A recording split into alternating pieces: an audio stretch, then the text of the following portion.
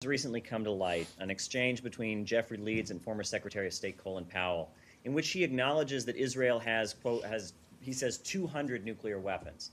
And the Nuclear Non-Proliferation Treaty has not been signed by Israel. Under U.S. law, the United States should cut off support to Israel because it's a nuclear power that has not signed the Nuclear Non-Proliferation Treaty, according to Colin Powell, correct? Shouldn't you ask Colin Powell that? I'm not going to speak to this particular traffic, and I'm certainly So you're not saying going to Israel discuss. doesn't have nuclear weapons? I'm certainly not going to discuss matters of intelligence from the podium. And I'm not.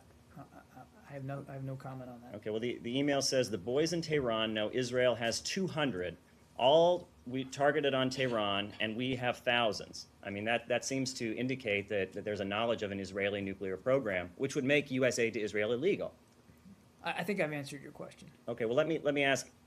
Is that, do I have the correct understanding of U.S. law that we're not allowed to support a nuclear power that has not signed the Nuclear Non-Proliferation Treaty? Look, we obviously support the Nuclear Non-Proliferation Treaty. I'm not a legal expert on all the tenets of it, and I'm certainly not going to speak about the details that you've revealed here in this email traffic. That would be inappropriate for me to discuss one way or the other. I'm not going to do it. There are sanctions imposed on North Korea in response to their nuclear proliferation.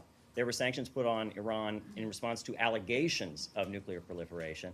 And now we have this email from Colin Powell saying that Israel has 200 nuclear weapons. Why is Israel not facing any consequence for this? That's a very colorful way of getting back to the same question you just asked me.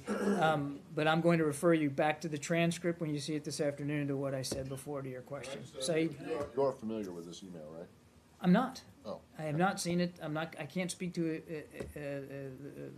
the email, and frankly, even if I'd seen it, sir, I wouldn't engage in that kind of a discussion from the podium.